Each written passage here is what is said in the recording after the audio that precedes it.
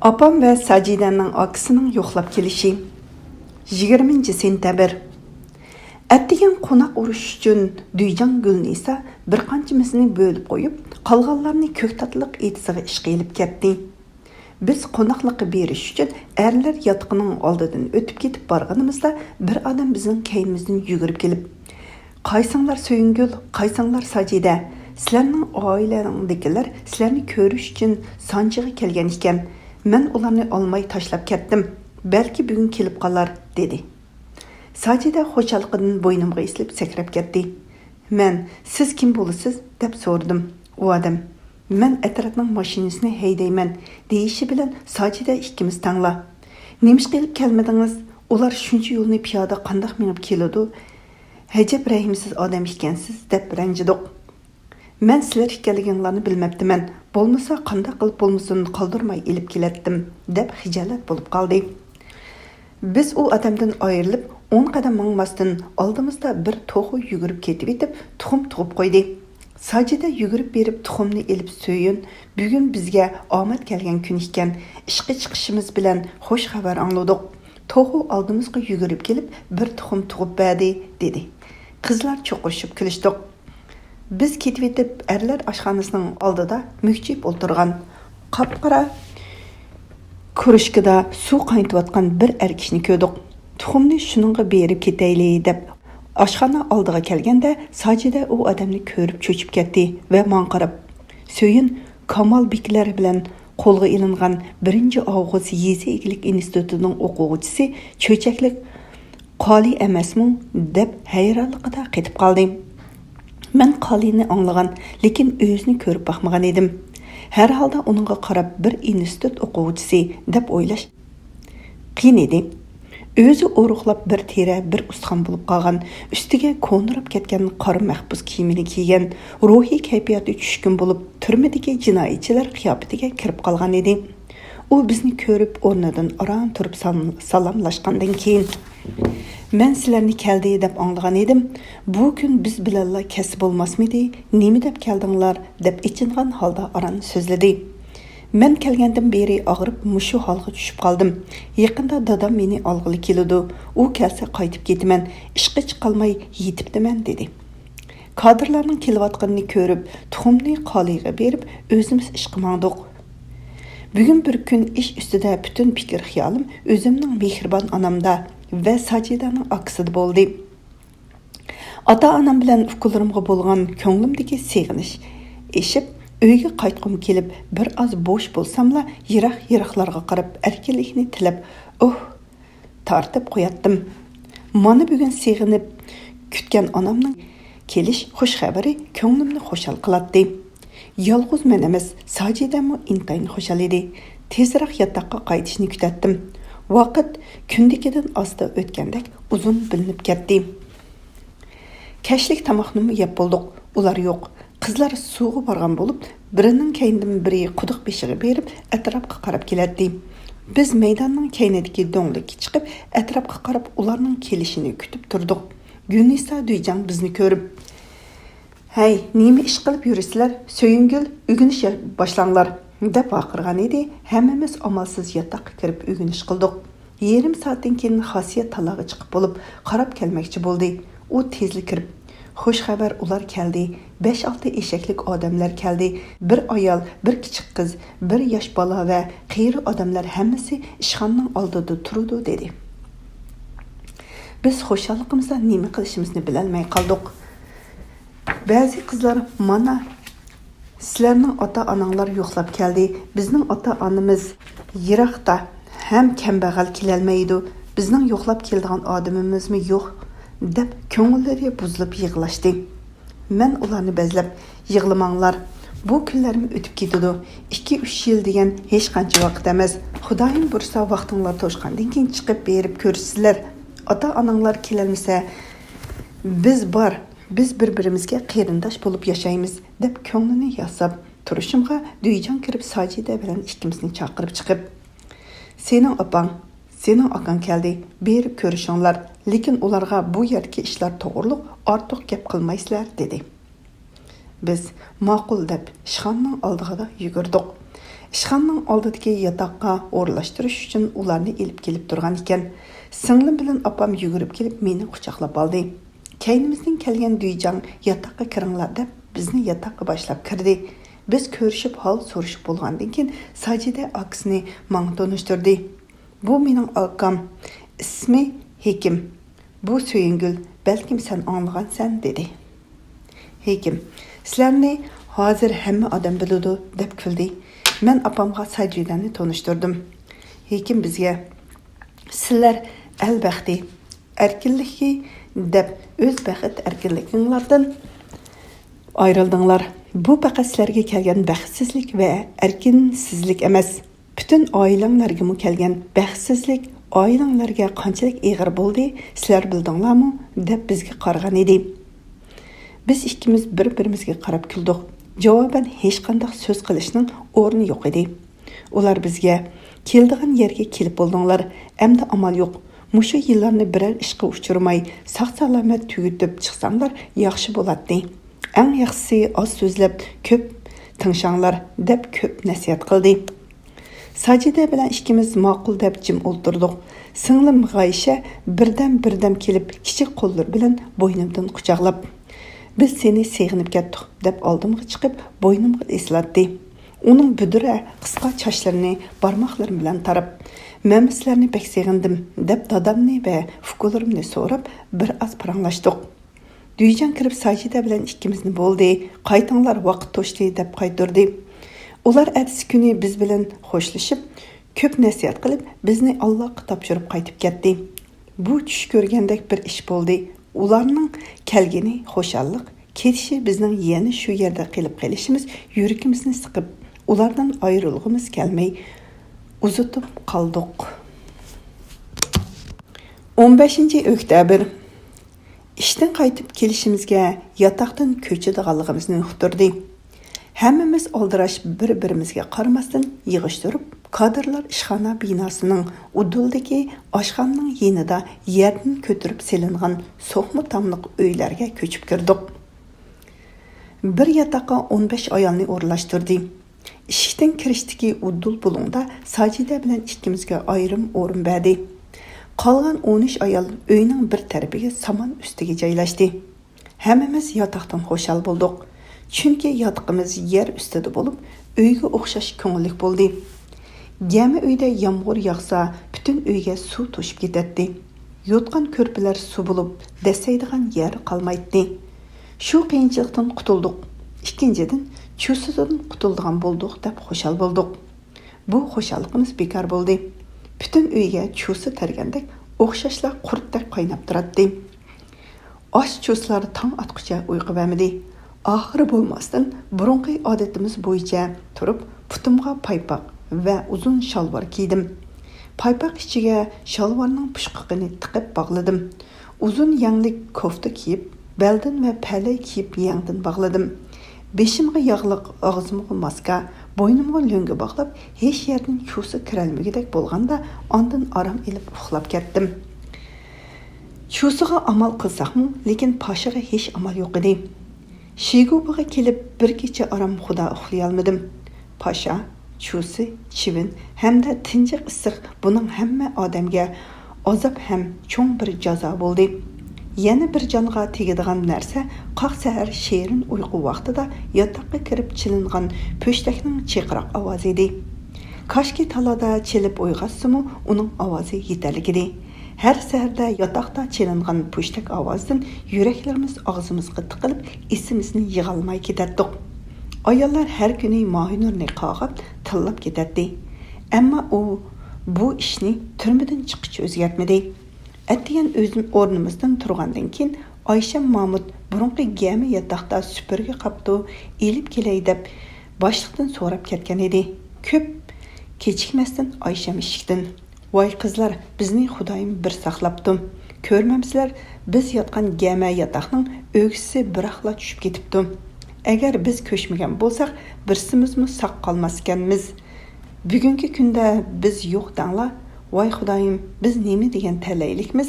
Voy esil Xudoyim, bizni hajab yaxshi saqlab qolding.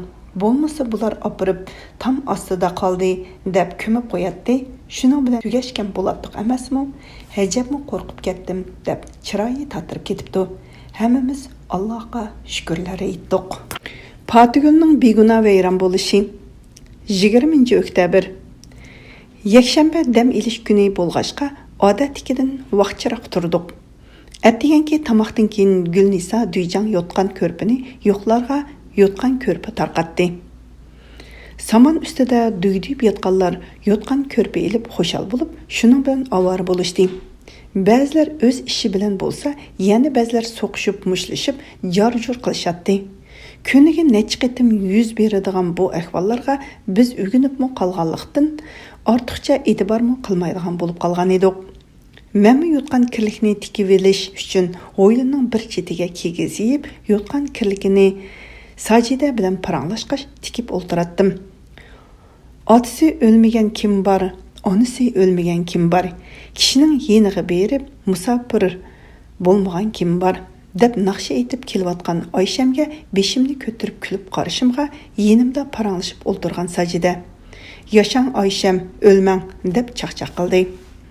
Ayşem otur boyluq yüzüde çiçekten kalgan çiçek izleri var. Oruq, oq-seriq, uşaq söz bilen karı yok, gangon, lükçek micaz ayal edeyim. Cemiyette erler bilen muşlaşıp, kalı etiş bilen nurgun erlerini yenip kaçırgan iken. Onu ayallar kallıcı dep onun bilen soquşuştan korkattı. Onun asli ismi Ayşem Ayub bolsumu, kişiler onu Ayşem Çokur deydi. Ayşem Çokur dep çaqırılsımı, u ha dep hiç rencimeydi. Ayşem'nin bir artıqçılığı avazı çıraylık bulup, naqşını mu çıraylık itattı. U Qashqar hem Ulca tarançılarının naqşlarını, tavuş dolqullarını öz jayga keltirip, toluq hem şundaq çıraylık itattı. Paşa işemmu onundek aytalmaydı, desem xatalaşmayman. Onun avazı şundaq yaxşı hem yaqimliq bo'lib, agar o naqshi aytsa, ovozi necha kilometr yerga anglatdi. Biz hammamiz uning naqsini anglashni yaxshi ko'ratdik. O'zimi to'xtamay naqshi aytib yuratdi. U bu cho'llikni avod qildigan bulbulimiz edi. Bu talant turmushning eg'ir besimi orqasida bog'u bo'stonda o'rin bo'lmasdan, qorong'u zulmat Go'riston cho'llarida sayraydigan bulbul bo'lib qolgan edi. Ayşem, ha bichara qizlar, sizlarga qarab ichim og'riydi. Bir chiroyli doktor qizlar, sizlarga mushu jangalda nima bor edi? Sizlarga uval bo'ldi deb beshini chayqab qo'ydi. Hammamiz o'xshash Ayşem. Mushuncha xalq yashayotgan yerda biz yozsak, nima uchun bizga uval bo'lsin dedik. Ayşem yenimizga kelib o'ltirib, bir oz xiyol surgandek bo'lib, ondan bizga 59-yili sizlarning maktabdan Patigul degan bir qiz kelgan edi. Cho'chakli qiz ekan. U bechora o'zi chiroyli, bek obdan qiz edi. Sizlar bilsanglar kerak, dedi. Mening esimga darhol mundaq bir voqea keldi. 59-yili qish vaqtlari edi. Meditsina instituti bilan meditsina texnikum o'quvchilari texnikum oshxona zaliga yig'inga chaqirilib elib kirilib, zalning bir tarafiga institut o'quvchilarini, ikkinchi tarafiga texnikum o'quvchilarini o'ltirg'izdi va butun kadrlar, xizmatchilar, doktor, sestralar, hatto ishchilargacha kelib bu yig'ilishga qatnashdi.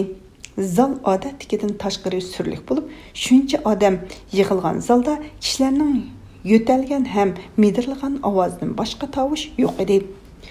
O'g'inish guruhiga kelgan kadrlar yig'in boshlanib, yana shu hukumatga, partiyaga, sotsializmga qarshi o'ng'i moyil millatchilar ustida shikoyat qilib qahri, zahri bilan vaqirab doklad qilyotdi. Yenimda o'ltirganlarning derazadan talaga qarayotganini ko'rib, talaga qarsam, bir qora mashina kelib to'xtadi. Mashinada miltiq tutgan qurolli saqchilar sakrab tushib, yig'in zalning ishiga kelib to'xtadi. Men qo'rqinimdan yenimda o'ltirgan qizlarga to'qib, "Nima bo'ldi? Qarg'ina qurolli askarlar zalni muhojir qilib oldi", dedim. Qizlarning rangi o'zgarib, "Voy xudoyim-ey, bir yomon ahvol bor o'xshamamdi", deyishdi. Men bu yaxshi bishorat emas, yana qancha odamning beshini dedim. Shuning bilan taroq-turuq qilib haybi bilan eshikni ochib, 4 qurolliq askar kirib, surlik chiroy bilan eshik oldida tik qetib turdi. So'zlayotgan kadr dokladini to'xtatib, qo'lga olgan o'quvchilarning ismini chaqirib, jinoyatni uqtirdi. Imom texnikum o'quvchisi bo'lib, o'ngchi qalpoq bilan johil unsur deb qo'lga olindi. Imom oldiga chiqish bilan ikki saqchi kelib silkib, do'shkallab, qo'liga to'mi ishkal silib, miltiqning payniki bilan ishtirib, elib chiqib ketdi. Imom egiz bo'yliq, o'ruq, qora chash, qoshlari uzun, inchiki kelgan, yo'g'on o'ychan qora ko'zlik, oz so'zlik, mijazi eg'ir 18-19 yoshlar atrofidagi yigit edi. Biz uning nurg'un kurash yig'inlariga qatnashgan edik. Oxiri bu ishlarning oqibati mushuning bilan tamomlangan ekan deb o'yladim. Orqadan ismi bilan jinoyatning turini atab qo'liga to'mir ishga silib turgan o'quvchi va kadrlarni elib chiqdi. Eng oxirida Patugul cho'chaklik uning jinoyati yotoqdagi do'stining uyidan kelgan xoltisini ruxsatsiz ichib, ichidagi koftasini mehmonga kiyib olgan yana jinoyatchi o'g'ri deb atadi. Lekin u qiz yig'inga chiqmay yotoqda qolgan ekan. Ismini to'g'lab chiqmagandan keyin oradan birsi yotoqda qoldi degan edi. Ikki kadr ikki soqchi bilan yotoq tarafga ketdi.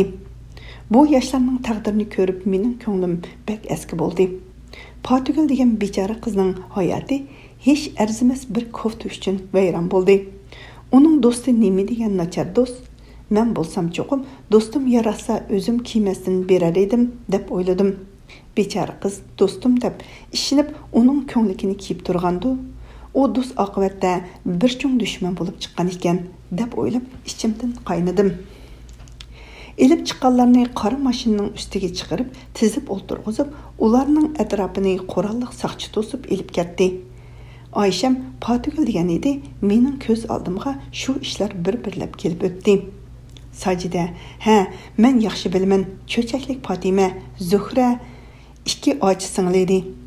Opsi ularning kichik vaqtida o'lib ketib, dadasi mushu bolalarni o'gay onaning qo'lida o'gaylatmay deb o'ylanmay, mushu ikki qizni beqib cho'ng qilgan edi.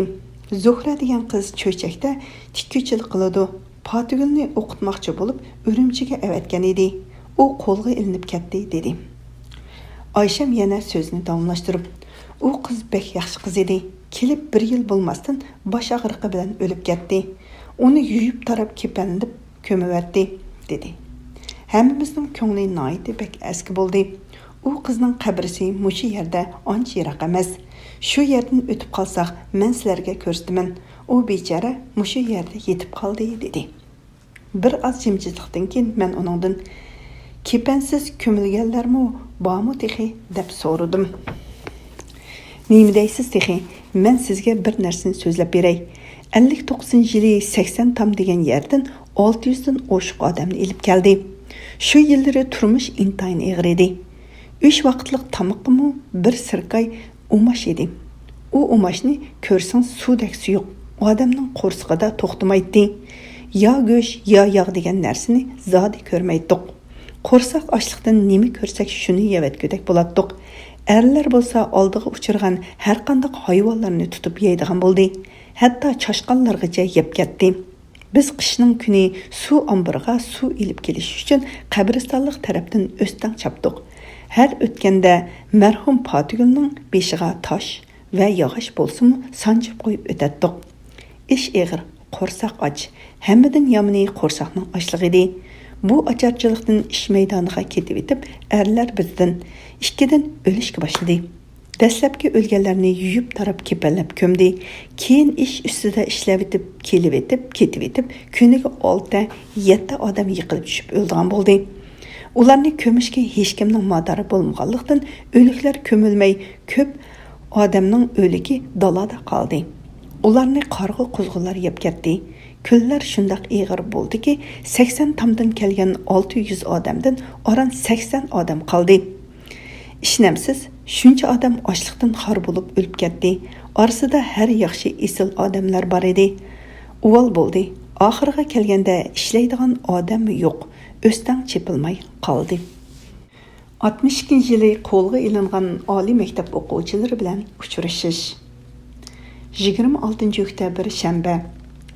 2 hafta ichida butun kuzlik ko'ktatlarni yulib va ko'klab ilib, zambil bilan qirlardan ko'ktat o'risiga to'shib, uni tur-turga bo'lib, yaxshisini bir o'rga, nacharlarini yana bir o'rga o'rlashtirib, shahardan ko'ktat elish uchun kelgan mashinalarga 10 soatlab ko'ktat qachlab berdik. Shunda qilib butun ko'ktat etizida bu yilqi ishlar tugadi. Qishning dastlabki sovuq kunlari boshlandi. Bir kuni ishdan qaytishimizga Duyjan hammamizga qishliq kiyim taqatdi. Tarqitilgan kiyimlar bo'lsa, qora paxtliq xitoycha posunda qo'ltiqdan o'yibla mursimi yo'q, tik yoqa, sirtdan choplab tikilgan yonchiqi bor, iskatsiz chapan, erlar posunda shalvar, ham kiygizni qora raq bilan qoplab tikilgan rezinka topalliq qora xayidi. Hammamiz bu kiyimlarni yotoq elib kirib kiyib ko'rishdik. Ba'zi qizlar bu kiyimlarni ko'rib yig'lashdi. Ba'zilari bir-birini zangli qilib kulishdi. Ko'pinchilari shimlarni so'kib, uzunini qisqartib, keng kelganlarni taraytib, tuzashtirib tikib chiqdi. Shunda qilib biz bu kiyimlar bilan 2 soatdek avara bo'ldik. Tamoqdan keyin Sajida ikkimiz qochalarni yuvish uchun quduq beshiga chiqdik. Amdilla suv ilib turishimizga ko'l bo'yida turgan bir to'p odamlar orasidan 4 odam tez minib bizning yenimizga kelib, biz bilan salomlashib bo'lib, o'zlarini tanishtirdi. Biri: "Men Xinjiang Nefit institutidan kelgan bo'laman va bu Köben Xinjiang institutidan kelgan. Yana bu yerda 1-Avgust Yezi egilik institutidan kelgan qoli bor. Sizlarning maktabdan Kamal Bek bor.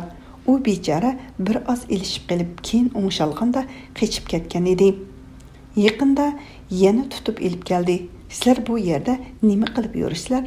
Bu kunlarda biz bilanla tugagan bo'lsa bo'lmasmidi? Endi sizlarmi kapsizlar? Qizlar uchun bu turmushlar ig'ir. Sizlarning qo'lga ilinganliklarini anglab bek ichindiq. Endi qarsam bu yerda yursizlar. Bu yerda turmush ig'ir. Sizlarga qiyin bo'lgan bo'ldi deb qayg'urishdi. Kekkan o'tirbo'y, gavdalik, bug'doy o'nglik, faoliyatchan, xushxuy, chaqchaqchi, oq ko'ngil kelgan 20 necha yoshlardagi qozoq yigit edi. Ko'ban bo'lsa 20 necha yoshlar atrofidagi o'tirbo'y, o'roq, o'ngi qararoq kelgan eg'ir besiq, kamsiz, ehtiyotchan qozoq yigit edi. Ularning yenidagi 2 odam, ularning atrofidagi kishilar bo'lib, ular biz bilan ko'rishish niyatida ko'l bo'yiga kelib, boshqalarga ko'rinmay bizni saqlab turgan ekan. Erlar atirti juma kuni yana tunugun O'stangdan qaytib kelgan edi. Tunugun O'stangdan bek kesh qaytganlikdan bugun sizlar bilan ko'rishib kelayli deb keldik. Bundan keyin uchrashib, ahvollashib turarmiz. Biz bu yerda eng yaqin qarindoshlarimiz deb kulib so'zladi. Köben Kekkanning so'ziga ulab, bu yerda hech kimga ishonmanglar, qattiq ehtiyot qilinglar. Bu yerdan sog'-salomat chiqib ketish uchun tirishishimiz kerak deb ko'p nasihat qildi. 28 oktyabr dushanba. Qishliq emgak boshlangan 1-kun edi. Ketman, Gürücek, jotolarni ko'tarib 2dan sap bo'lib, suv ombiri tarafga emgak mangdiq. Ishning o'rni o'zgarganlikdanmi yoki boshqa ahvolmi bilmadim. Ayollar xo'shal kayfiyatda, xushchaqchaq kulkilar bilan ruhli holda maydonga tizilib keldik. Gulnisa Duyjan 2 qizni bir guruhga qilib, har guruhga tegishli yerni bo'lib o'rlashtirdi. Har bir odamga 2 kubdan bir guruhga 4 kub to'p to'shishni norma qilib belgilab berdi. 2 qizga bir changza uzun to'qmoq bilan bir yo'g'an sevatdan tarqatdi. To'pi suv ombiridan xeyli yiroqdan to'shildigan bo'lganlikdan normani to'ldirib ishlash o'ng'ayga tushmaydiganda qiladi. Ko'p kechikmasdan ish boshlash, to'pi qazishga kirishdik. Yiroqdan erlar atritining kelayotganligini ko'rinib turadi. Erlar sepining 2 tarafida 10 dak qurolliq askar birga kelyotadi. Askarlarning sapni qurolliq muhozir qilib kelishi qandaqdir kishining ko'ziga surilib ko'rinadi. Erlar atrofida mang'an-mangmag'ini bilinmas holda shundoq asta mengib keladiki, men ularga qarab hayron bo'ldim. Ehtiyotsiz ko'z oldimga ayollar atrati kelib, ko'nglimda ikki atratni selishtirdim. Ayollar atrati ishqi chiqsa ruhliq, naqsha aytib, kulishib, paranglashib, chaqqan mengib borudi. İş üstüdümü külgenler külüşüp, soqışqanlar tilishib, ba'zida mushlishish, bosh ko'zlarni yerib o'tirdim. İşlegendim g'ash-xush ishlab, kadrlar bo'lmay qolsa, uzoq o'tirib dam ilishmi bor edi. Erlar atratining bo'lsa mang'andimi, ishlagandim, sirtqi ko'rinish qiyofatimi mis-mis edi. Urush tillash, qiya-chiya ovozlarmi anglanmaydi.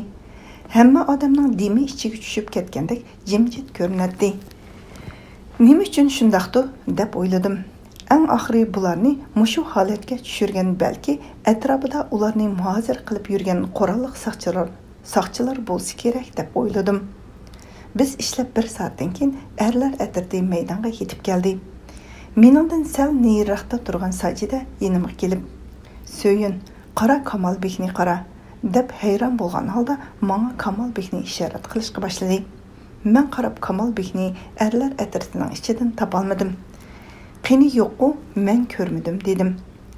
Sajida, ikkinchi safning o'ng tarafdagi odamga qara deb ko'rsatmasa, men haqiqatan toniy olmas ekanman. Beshiga kiygan mahbuslar qora quloqchisining quloqlari bog'lanmagan ham qing'ir kiyib olganlikdan quloqchining quloqlari bo'yniga tushib turadi. Uchisiga kiygan qora rangli mahbuslar chopinning bir tal tugmasi yo'q. Yo'g'on arg'amchi bilan belidan bog'labdi. Chopinning qo'rsoq tarafi shalvarning tiz qismi yirtilib, paxtasi ko'rinib turadi. Putiga kiygan qora paxtliq oyoqning beg'i yo'q. Paxtliq tili sirtqa chiqib sangilab, odam to'nuqsiz holda ketib boradi. "Voy Allah, nima bo'lib ketgan? Bekmi o'zgarib ketibdi-ku" deyishimga Sajida so'zimga qo'shilib, "O'zini bekmi tashlab yetibdi" deb turishiga "Duyjan ishlanglar, nima qarab tursizlar" deb baqirdi. Sajida sakrab o'z o'rniga ketib qoldi. Uning bu abga qiyofati mening ko'z oldimdan zodi ketmay turib oldi. Kamolbek ikkinchi qaror o'quvchisi bo'lib, boshqalarning anglashimcha Cho'chak viloyatining Tuli noyisidan kelgan ekan. O'zi qaddi qamati qamlashgan, egiz bo'yliq, seriq budra chashliq, ko'k ko'zlik, doim karashnoy rangda kostyum burulki kiyib, karashnoy shibletini paqirtib, ustiga chang qondirmaydigan, o'zini ustun tutib yuradigan mag'rur bir o'quvchi edi. O'ngchi millatchilarni kurash qilishda aktiv fikr berguvchilarning birisi edi. Kurash qilguvchilarning masala topshiradigan vaqtida ularning og'zini ochqizmasdan o'rnidan sakrab turib, qo'lni ularning ko'ziga tiqib, ustallarni mushlab va ba'zida o'rindiqqa chiqib olib, vaqirab fikr beradi. Ularning har bir ig'iz so'zlarini prinsipga ko'tarib, qalpoq kiygizadi. Yoki bo'lmasa, shuar to'lab ularga qarshi ommaning g'azabini qo'zg'aydi. Uningdan kurashga ilinguvchilar emas, biz qizlarni qo'rqatdik. Qisqasi, istil tuzish harakatining birinchi aktivlarining birisi edi. Ham Kommunist partiyasining a'zosi edi. 62-yil Qozoq o'quvchilar tashkiloti pash bo'lganda, qo'lga ilinguvchilar qatorida Kamolbekning qo'lga ilinganligi butun o'quvchilarni hayron qoldirgan edi. Kamolbekning bugungi qiyofatiga qarab, bizmi keyin shuningga o'xshash bo'lib ketimizmi deb ansirab qoldim va ichimda, "Ya Rabbi, sen bizlarni shu holatga tushishdan saqla" deb Allohga sig'inib panoh tiladim. Kechda put-qo'llarim seqirab shundoq qattiq horg'an holda yotoqqa qaytdim. Kechacha butun badanim urib ezib etgandek og'rib chiqdi. Apkash ko'targan muramning terisi so'yilib, qo'l tekkizmay, hatto kiyim taksimi og'riydi. Kechacha yaxshi uxlay olmadim. So'l qo'lim medirlatalmog'idek holga tushib qopdi. Horg'iliqda tongga yaqin uxlab ketibdiman. Maynurning yotoqqa kirib, jinining boricha pudab chalgan po'shtikining cheqiroq ovozidan shundoq cho'chib uyg'ondimki, biror minutga yaqin o'zimni bilolmay, nima bo'lganligini, nada ekanligimni eslay olmay qoldim. Maynurning har kuni qiladigan bu harakatiga har uyqudan uyg'onganda ichimdan qattiq ranjitdim. Asta ovoz bilan talada turib, chilib O'yg'atsimi, hamma odam turar edi. Ishga chiqmaslikqa imkoniyat yo'q. Bu sharoitda kimmi turmay uxlab yeti olalaydi? Har bir qitimliq chinilgan pushtakning qattiq ovozidan cho'chib uyg'ongandan keyin yuragim qattiq so'qib, butun badanim titrab, bearam bo'lardim. Boshqalarmi menga o'xshash bo'lib, har pushtakdan keyin ular moyinini g'udung'ishibmi va anglatibmi og'zini buzib tillaydi. Bu haqoratga chidamay Maynur ular bilan so'qishib, tilishib ketadi. Oxirida kuchi yetmay chiqib, Duyjangni boshlab kirib, tillashgandan keyin o'zi ustunlik qozongandek bo'lib, deydi. Ba'zi kunlari haqoratga chidamasdan o'ltirib yig'laydi. Ammo bu odatini faqat o'zgartmadi. O'rnimdan turib kiyinib o'tirdim. Aysha Mamut, "Söyün, sizning bir yeringiz og'rimdi? Mening butun badanim og'rib, saq yerim yo'qdek bo'lib ketdim", dedi. Mening apkash ko'targan so'l muram bir oz og'rib turdi, dedim. Oyoq kiyimni kiyay deb qarasam, ikki paxtli xayning ichiga og'zig'icha gazirni liq to'shqizib qo'yibdi. Tova, bu nerdan kelgandi deb hayron bo'ldim.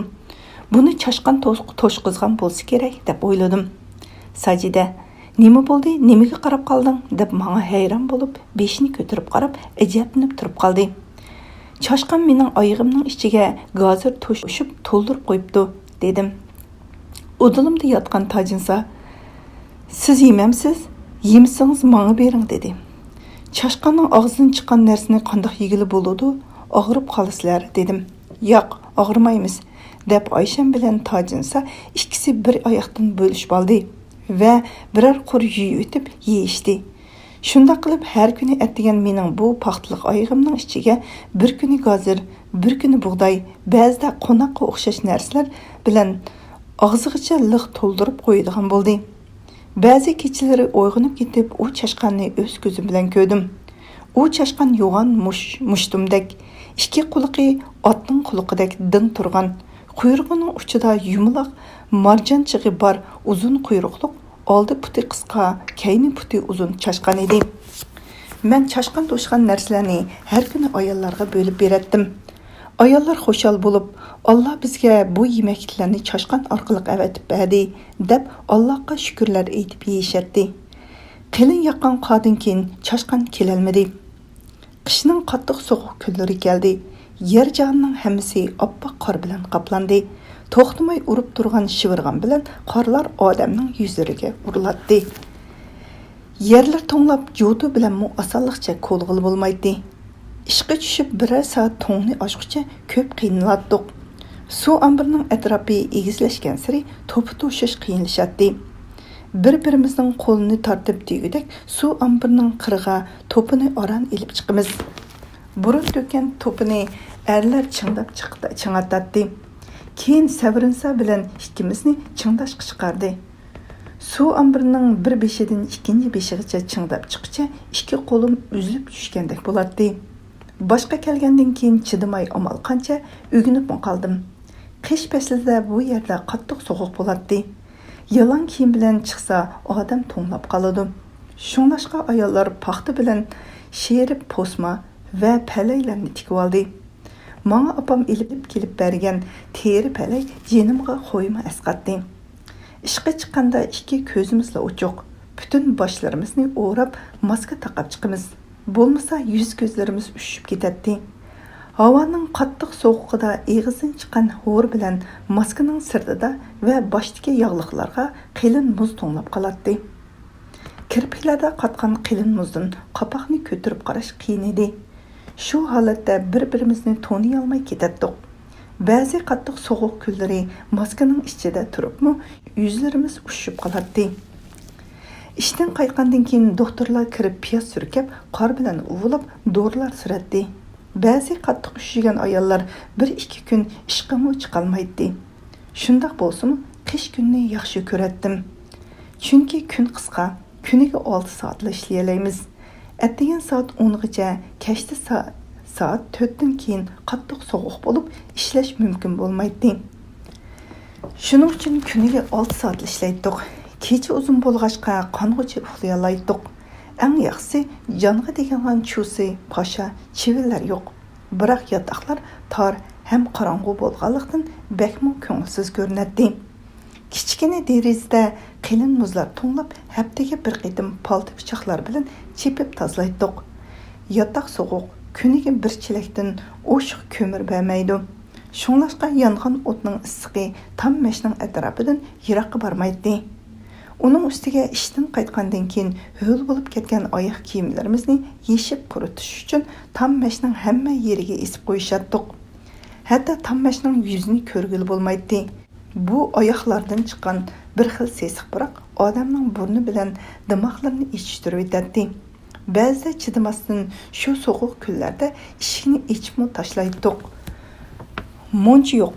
Yotoqning ahvoli bu bo'lganlikdan 6 oy qishda bir qitimmo yuyinmay qishni chiqirganlarmi oz emas edi.